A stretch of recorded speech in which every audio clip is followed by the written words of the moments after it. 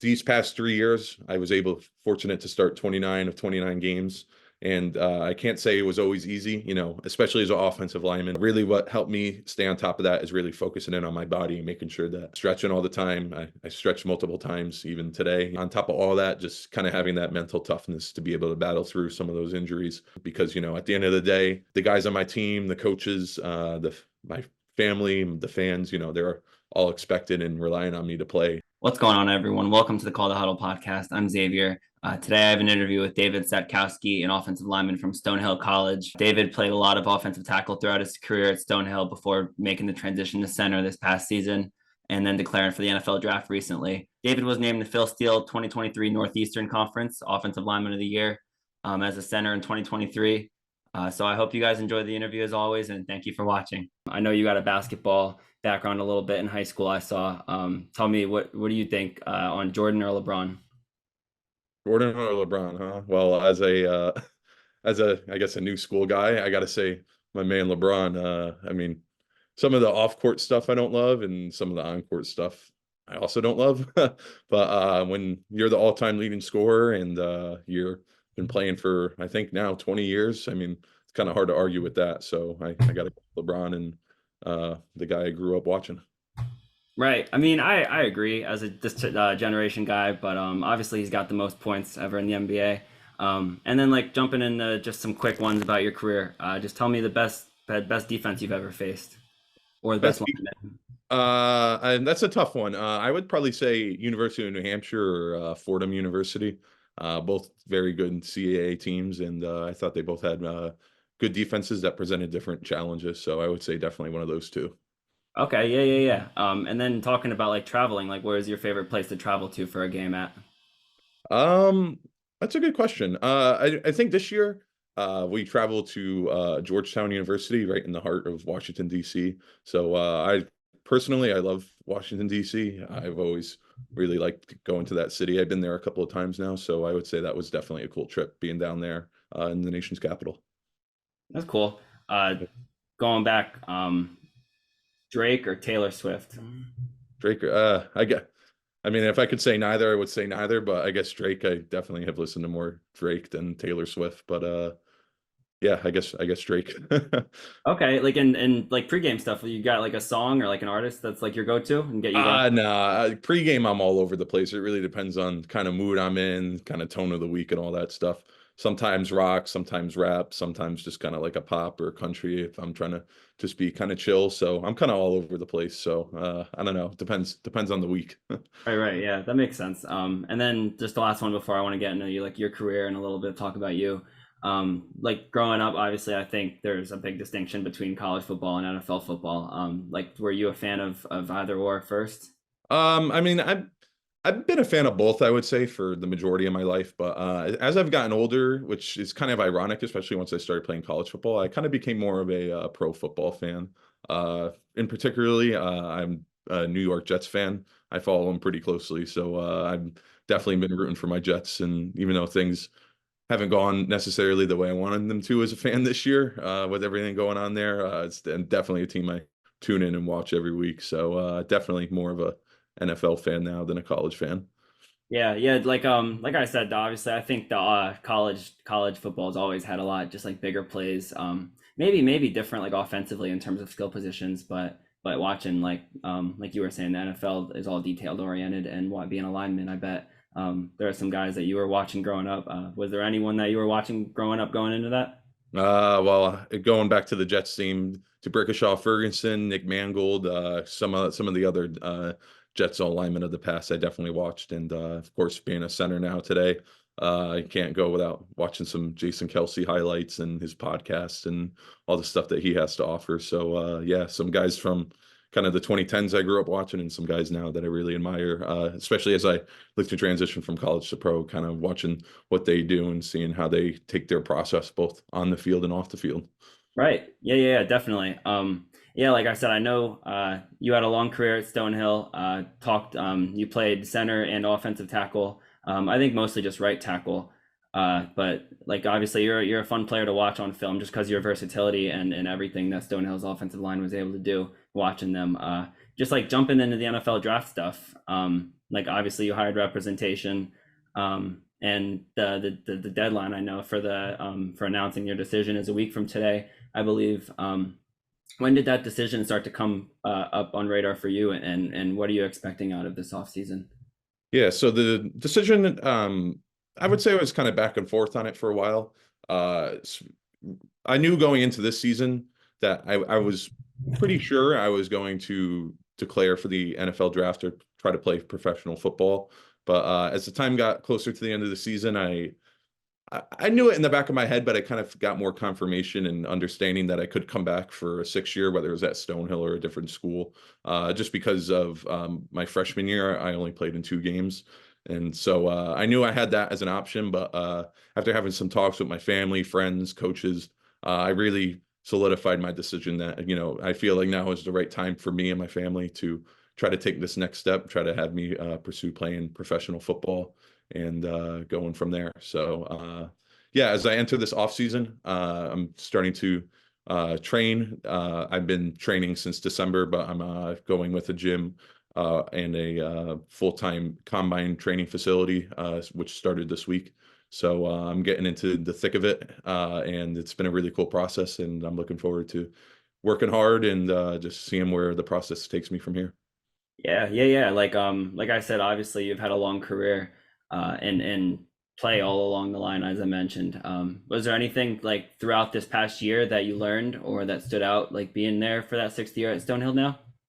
So yeah, so this past year was my 5th year, my grad year, and it was a very, very interesting year because it was my first time being a captain of the team, and it was also the year me and my coaches decided to make the transition from offensive tackle to center.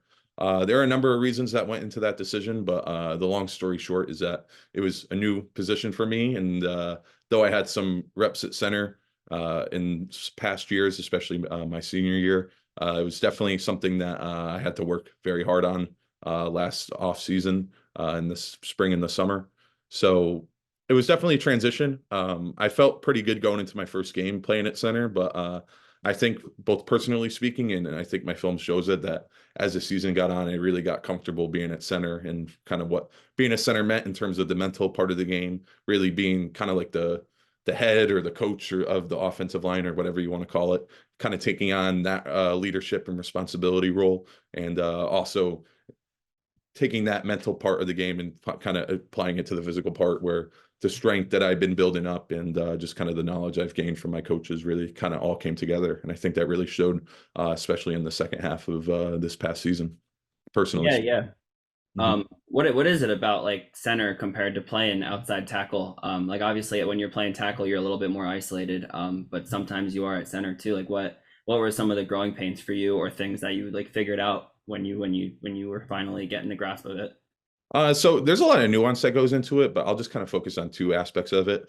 I feel like at tackle, especially in the pass protections, you kind of have a little more time. So there's definitely more pressure you feel at tackle, in my opinion, and because, like you said, you're kind of on that island and you kind of feel like that one-on-one. I'm probably going against someone who's a little more athletic than me, someone who could move a little quicker. But at the same time, you also kind of have a little more space to work with, where you could get 2 or 3 kicks in the ground before that defensive end is in your face and he's trying to work a move or whatever. And when you move to center, that stuff happens. It happens a lot quicker, where on that first kick, you got to be making contact or you're doing something wrong. So in terms of that physical aspect, that was something that, it sounds easier when you say it, because when you're actually doing it, it's like, especially playing offensive tackle for most of my college career, that's something that you really have to really unlearn, kind of like that mental clock of, maybe I have a little more time here, whereas at center you're like, I gotta be ready to go physically now. I gotta be ready to make that first contact, get my steps in the ground, and really get in this guy. And in terms of the mental game, tackle, especially in the Stonehill College's offense, you definitely need to be on top of your game mentally. You need to be ready to call out edge blitzes and communicate some of the fronts and stuff to the center. But it is not nearly as involved as it is playing center. At center, you got to be able to identify the mic backer. You got to be identify the point of the play. You got to be able to make the calls not only for yourself, like your double team calls or your pass protection calls for yourself, but also for a lot of those guys on the offensive line. So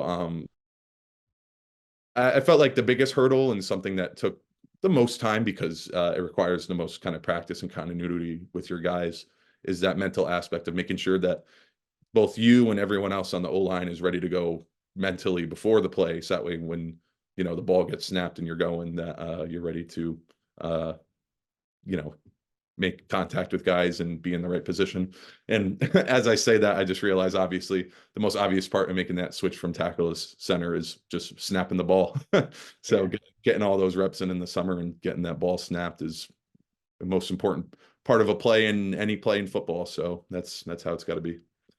Yeah, and that's obviously overlooked in terms of having it's a whole different thing. Like we said, like being isolated on the outside is way different than the timing of being a center. Was there anything like, or in general, is there anything like that that stands out that maybe is difficult to readjust to once you started playing center? Being a tackle, like whether it's your kickback or anything that becomes harder, like and more difficult. Um, to be completely honest, I didn't expect it. I didn't find it to be that much difficult. Kind of going back to tackle from center. So whether there was a couple of games where just due to injuries or whatever it might be on Stonehill's offensive line, I had to kind of kick out to tackle for a drive or two. And I was expecting that to be kind of more of a more difficult process.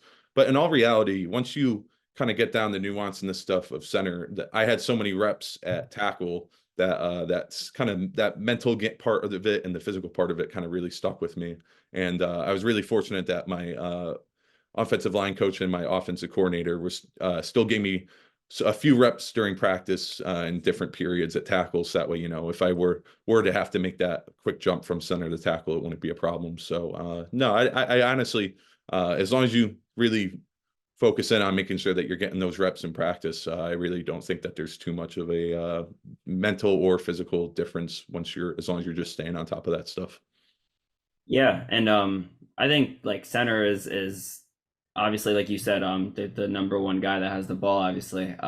Is there anything that goes into like just this past year that maybe you saw you developed as a leader or knowing different roles maybe on the line in that aspect?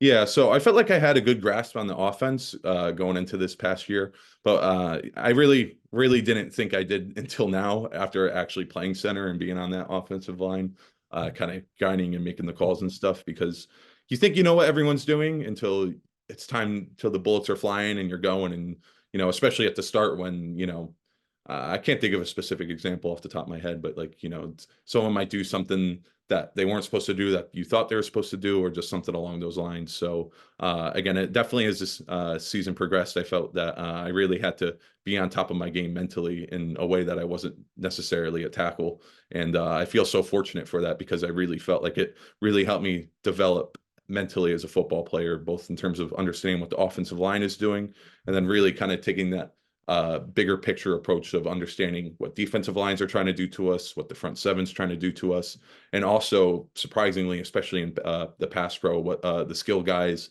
the receivers, the corners, the safeties are doing, because that all ties into how you make your calls and how you're gonna try to get guys into a position of success for each play. Right. I know one of the biggest things that I feel like I've always heard in terms of learning positions or just uh, understanding football more in general is learning how to watch film. And I think it's a lot easier to watch film when you are, used to playing a position like that where you're more central, obviously. But uh, going into, I know, like you mentioned, being a team captain this past year was big. I want to talk just a little bit about like some of your leadership tendencies. Like how do you communicate as a person, as a player, as a leader, and has that like changed at all in your opinion? Yeah, so my philosophy, especially this year as a leader, is you kind of need, especially in a team setting, you got to know kind of your role as a leader, if that makes sense. So we had four captains, including myself, this past year for Stonehill. And what's really awesome about the guys that are coaches and are the guys that our players voted for, um, is each guy brought a different skill set in terms of being a leader. So, if one of the guys was more vocal, one of the guys maybe had more focus on the defense, more focus on the offense. I really found myself suddenly into a role where I could really be a leader for everyone on the team. And I feel like I found a really good balance between a kind of, show it guy, leading by example, kind of showing guys, be early to meetings, be early to practice, Make sure you get your work done before you get to meetings. Make sure you're being on top of your game after meetings, getting into film and stuff.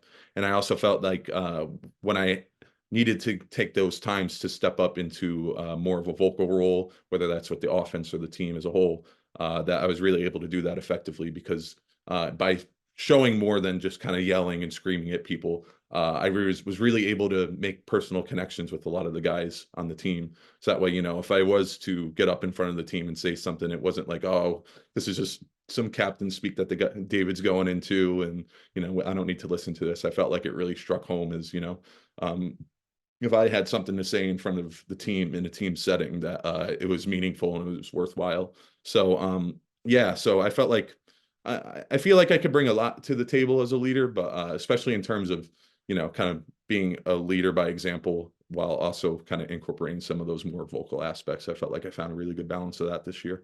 No, yeah, you're good. Um, Give me a sec.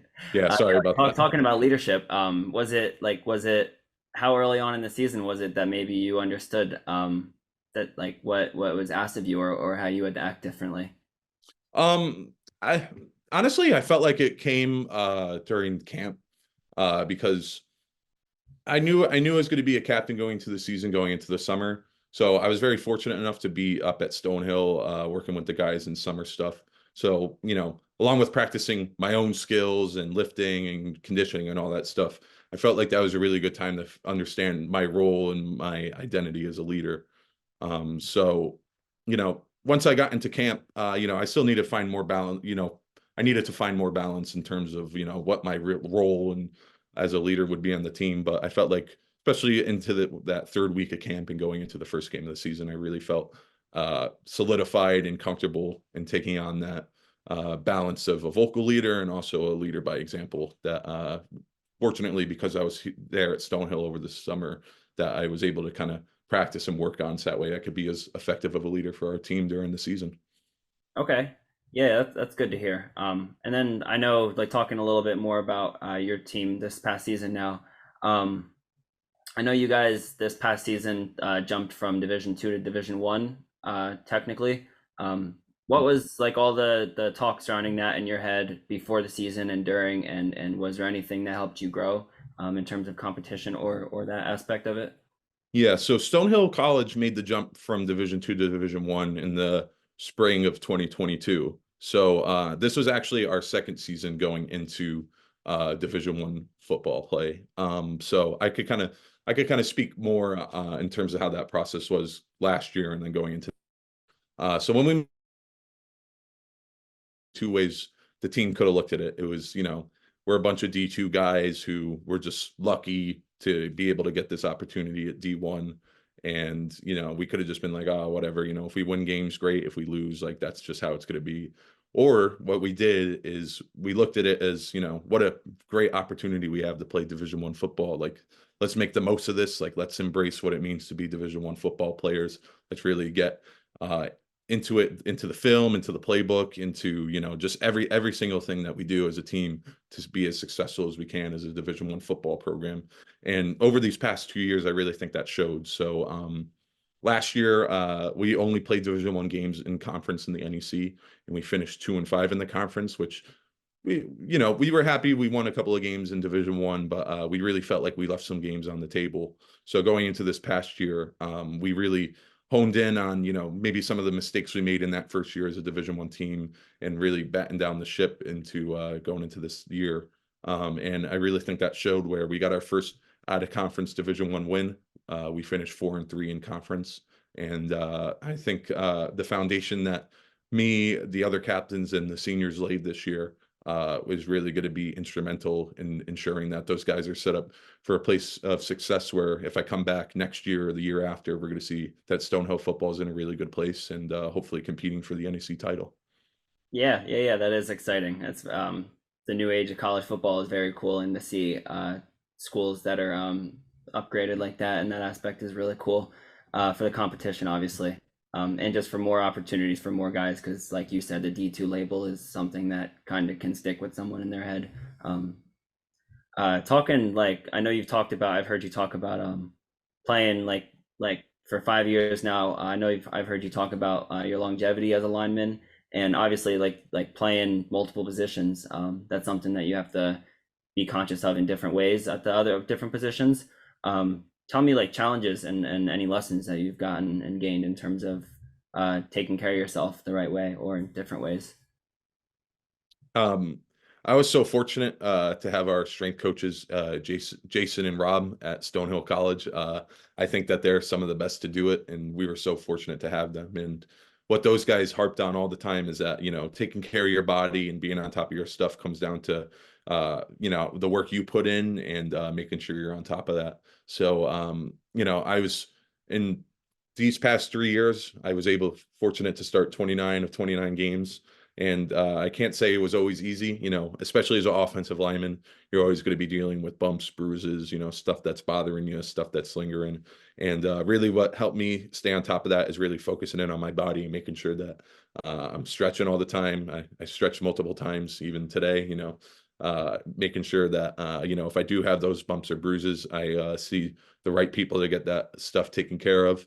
And on top of all that, just kind of having that mental toughness to be able to battle through some of those injuries is something that I really pride myself on because, at the end of the day, the guys on my team, the coaches, my family, the fans, they're all expected and relying on me to play. So, kind of taking all those aspects into each other, I do everything I can to play each game and play each game at the best level that I can. And that comes down to me making sure I'm taking the right steps to make sure my body's ready to go each week. Yeah, yeah, of course. And then like obviously, I think it's interesting that aspect of it in terms of like size. Like is there a weight like that you tried to stay at mostly this past season? So all throughout college, I've definitely been kind of an undersized guy. I've hovered between 275 to 295. This past season, I played around the 285 to 290 range. I think there's kind of an advantage and disadvantage to that. The disadvantage, obviously, being that you might be giving up a little size and strength that some guys who are bigger definitely take advantage of. But I personally, the reason why I like to play kind of at a relatively lighter weight is because I feel like a big part of my game is agility. So, being able to move, being able to have more athleticism than the guy in front of me, and at the same time having that strength both in my lower and upper body to still be able to compete at a Division I level. So kind of taking those two things into account, I really, uh, I feel like I feel really comfortable playing at a lighter weight because I still feel like I have that strength, but also that athleticism to be able to combat maybe going against some of those bigger guys on the defensive line that, on paper, it looks like they might have the strength and the size advantage, but because of my athleticism and my ability to still maintain my strength at relatively lower weight, that I'm able to not only just compete against them, but really dominate them from whistle to whistle. Right. And like you said earlier, obviously on the edge, there's always going to be guys that are anywhere from 220, 200 to like to almost your weight. And then the interior also, there's different positions and everything that are completely different weight sets and stuff. So that's a whole different aspect that's really interesting and kind of crazy to get into. Um, I know football is a deep sport. I just want to hear you talk real quick. What do you love about football? What is your passion? If you could single out one thing. I mean, I think no doubt about it. The game of football comes down to the relationships you're able to build through it. Um, there, Especially the game of football, you go through an entire year worth of training, practices, sweat, tears, blood for, in my case, this past year, 10 games, 10 Saturdays for 3 hours. So you put in hundreds, if not thousands of hours of work for 30 to 35 hours of actually playing in a game. And when you really dive into that number, it's really only, 30 or so minutes each game that you're actually on the field. So, if you are going to love football and be passionate about it, it's not just about, going into the game and, doing well and dominating, which obviously is so fun about football. But when you're really able to build those connections with your coaches and your teammates where, you're able to mess around and, have fun in the locker room. And when you go to coaches meetings, and player meetings, it's just stuff where, you feel like you really built a deep and lifelong connection with your coach and your teammates. That stuff is stuff I'll remember for life. And especially going into this professional journey, that's definitely something that I want to make sure I continue to enjoy and love is enjoying making those connections and building those relationships along the way that will last for a lifetime. Yeah, no, yeah, that is a great part of the sport because it's such a team-friendly sport and such a sport that you have to rely on other people for. It forces that. I got a couple more here just before I let you go. Like I said, David, I really appreciate all your time and everything. I know, talk about like Coach Gardner a little bit and Coach Veridelli. I know your offensive line coach. Like talk about just like what you've gained from them in your time at Stonehill and lessons that you've learned at your position specifically. Yeah, so the thing I'd like to tell everyone off bat is, I wouldn't have come back to Stonehill if I didn't have trust in those guys, both in terms of developing me as a football player and as a person. And speaking to Coach Gardner is someone who really values building the person. He wants to see you succeed in all ways as a football player, but he also wants to see you succeed in the classroom and, eventually when your time's up playing football, succeed in whatever it is you do in your life. So Coach Garner really finds a good way to apply many of the life skills that you need into the football aspects, whether that's accountability, being on time for stuff, and just building the overall person. And though all those same principles apply to Coach Moody, my offensive coordinator, and Coach Baradelli. Coach Moody, I was so fortunate to have him for all 5 years as my offensive coordinator. He's someone who's he's intense and intense in a good way. He gets on you. He wants you to be at your best because especially in terms of speaking about me, he really pushed me to become the football player I am today. And Coach Baradelli, along those same lines, he's someone who I credit my development the most to. He helped me so much in my development in terms of the mental aspect of my game. He helped me in terms of my technique on the football field, especially as a relatively smaller guy going against bigger guys. You gotta be sound on your technique. And Coach Baradelli worked with me intensely these past few years to make sure I got that done. And along those same lines, he wants to see me. He helped me so much in terms of growing as a leader and as a person that I can't give credit to Coach Baradelli, Coach Moody, Coach Garner, and the rest of the coaching staff for developing me as the football player and the man that I am today. Yeah, no, it's great to hear. You give love to all your coaches. I think coaching, and coaches are some of the most giving and caring people in the world, because they gotta be. But the last one before I let you go, I know we talked about relationships a little bit and just your career at Stonehill. How do you remember your career at Stonehill right now? And what do you think you'll remember most, really far down the line, like 10 years from now?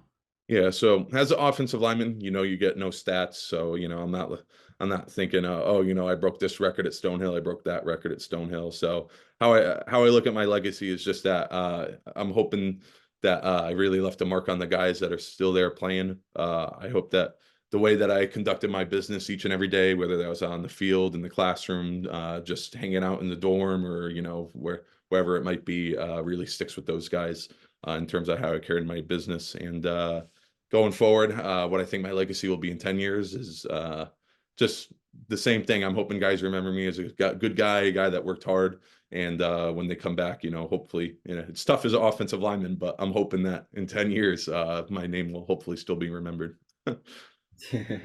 Yeah, for sure. Yeah, thank you, David, for everything. And best of luck going into this whole off season and everything that you got going on. Yeah, and thank you for everything and all your great answers today. Yeah. Thank you so much for having me on. And I look forward to talking with you in the future. So thank you.